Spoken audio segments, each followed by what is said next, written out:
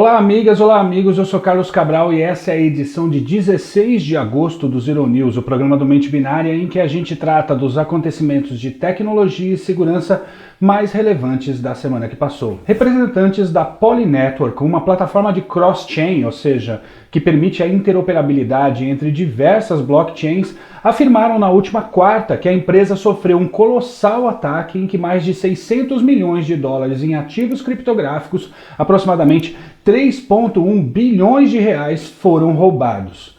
A empresa apelou aos ladrões para que devolvessem o dinheiro roubado por meio de uma carta publicada no Twitter que dizia educadamente que o volume é alto demais para passar despercebido.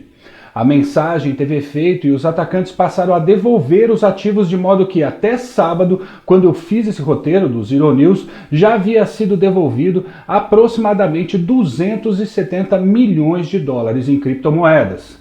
Em uma nota à imprensa, além de mencionar o volume recuperado até agora, a Poly Network pede desculpas aos clientes, afirma que está corrigindo vulnerabilidades no ambiente e que está mudando a dinâmica da restauração dos seus projetos de cross-chain. Há muita especulação a respeito de quem seriam os bandidos, mas sem nenhuma determinação clara até agora. Outro questionamento relevante é o motivo pelo qual os atacantes estariam devolvendo o produto do roubo. Sobre estes e outros temas está circulando um Q&A em que o suposto atacante, além de dizer que a Poly Network se tornou o alvo do ataque porque cross-chain seria a coisa mais quente do momento, afirma que o ataque aconteceu por pura diversão.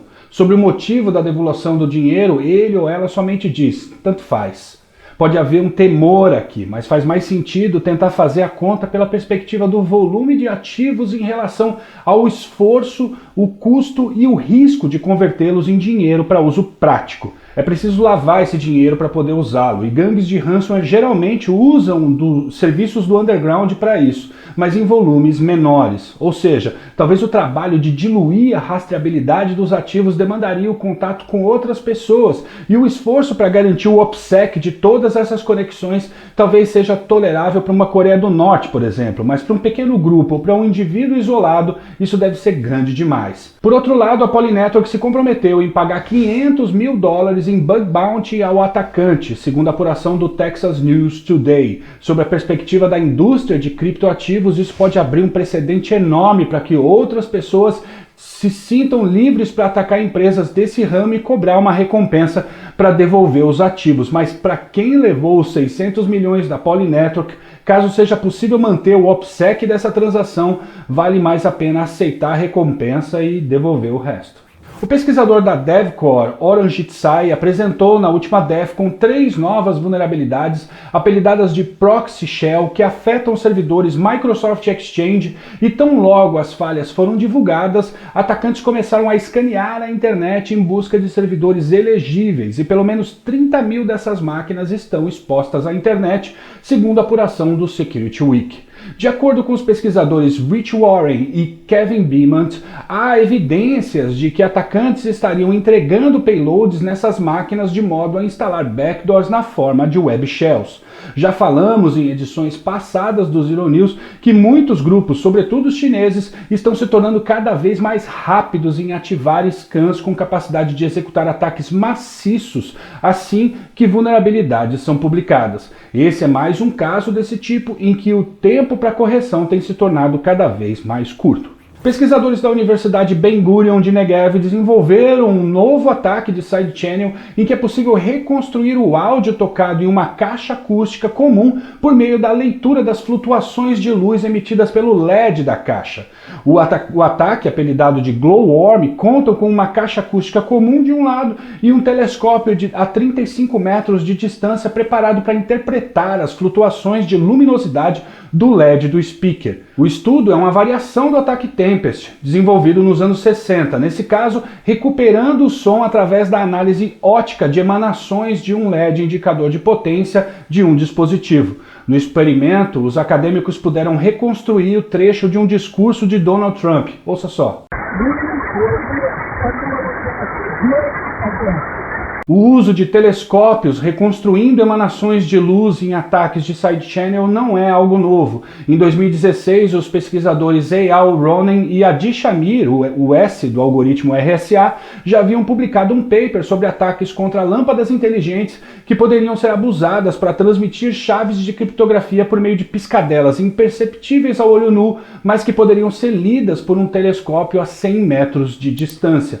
Mas isso não tira o mérito da engenhosidade da equipe da Ben Gurion, que praticamente é uma usina de pesquisas envolvendo ataques de side channel. Pesquisadores das universidades de Maryland e Colorado Boulder apresentaram um estudo na semana passada que comprovou que é possível abusar do protocolo TCP e de alguns devices como firewalls e outros equipamentos de rede para conduzir ataques de DDoS de amplificação refletida baseados em TCP, e que o poder de amplificação desses ataques pode ser muito maior do que os tradicionais baseados em UDP.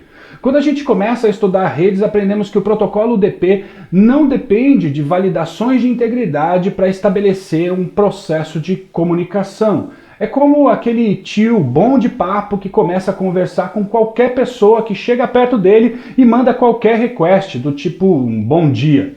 Há mais ou menos 2 décadas, atacantes passaram a explorar a natureza desses protocolos, se passando pelo alvo por meio da falsificação de endereços IP e enviando requisições curtas, mas que geram respostas bastante longas. Conceitualmente, essa é a lógica dos ataques de DDoS de amplificação refletida.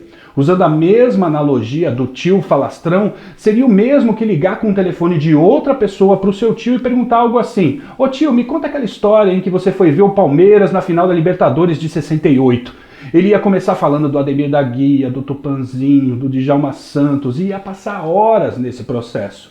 As 2 únicas diferenças entre o ataque de DDoS de amplificação refletida e a analogia do tiozão palmeirense é que num ataque como esse, a vítima que está recebendo a torrente de informação geralmente não pode simplesmente cortar a conexão.